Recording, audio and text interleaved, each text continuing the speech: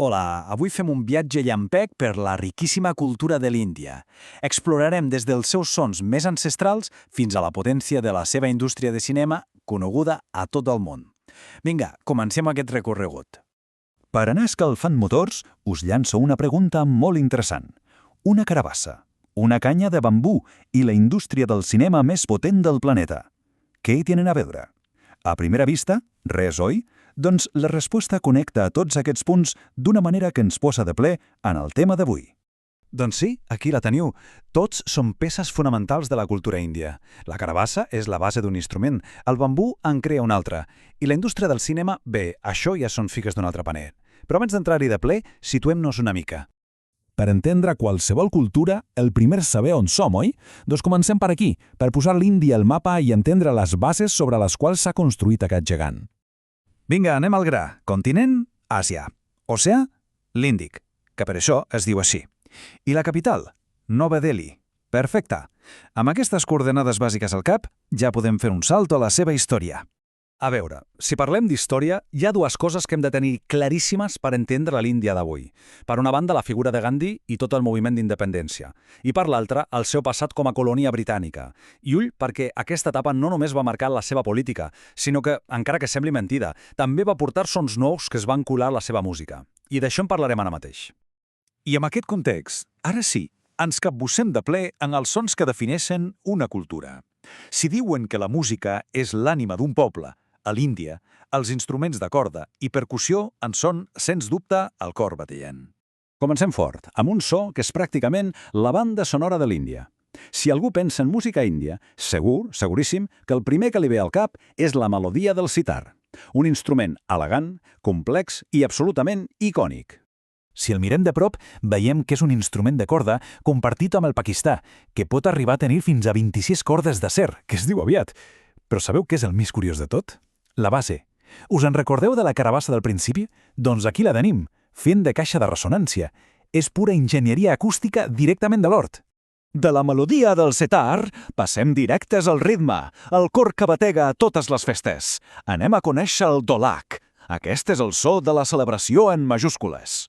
El dholak és, bàsicament, un tambor amb dues pelles que es toca amb les mans. I el seu so és a tot arreu. És l'ànima de les bodes. Vaja, no hi ha casament sense dholak i també el sentireu a sac a les bandes sonores del cinema indi, donant-li aquella energia que enganxa tant. Seguim amb la música, però ara amb un parell d'instruments que tenen unes històries ben curioses. Un va arribar de fora, amb els colonitzadors, i l'altre neix directament de la terra.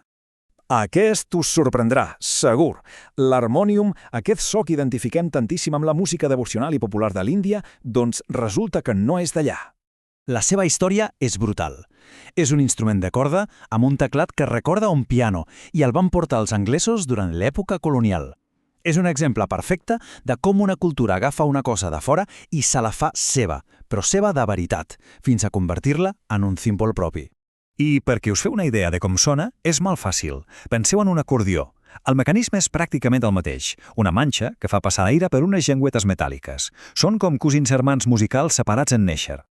I ara, de la mecànica de l'harmònium, passem a la cosa més senzilla i natural que us pugueu imaginar, el bansuri.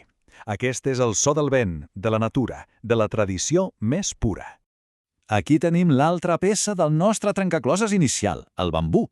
El bansuri no és més que això, una flauta feta d'una única canya de bambú, amb 7 forats, i ja està. El seu origen és superhumil, era la flauta dels pastors i per això té aquest so tan de terra, tan connectat amb el paisatge. Molt bé, ja hem vist geografia, hem sentit la música i ara anem al plat fort, a la gran exportació cultural de l'Índia, la que tothom coneix. Anem a Bollywood. Primer de tot, què és exactament Bollywood? Doncs és el nom que se li dona a la indústria del cinema en llengua hindi, que té la seu a Bombay. El nom és un joc de paraules, una barreja de Bombay i Hollywood, i s'ha convertit en la paraula que fem servir per parlar del cinema indi en general. I què fa que una pel·li de Bollywood sigui una pel·li de Bollywood? Doncs bàsicament els seus trets principals.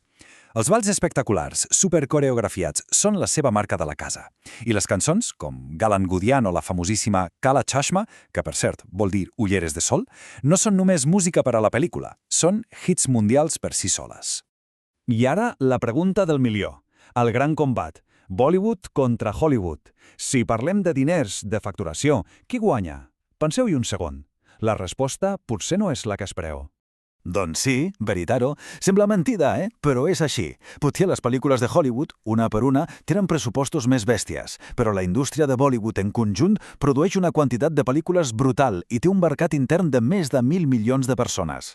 Això fa que, en total, genera més ingressos. És un autèntic gegant, tant cultural com econòmic.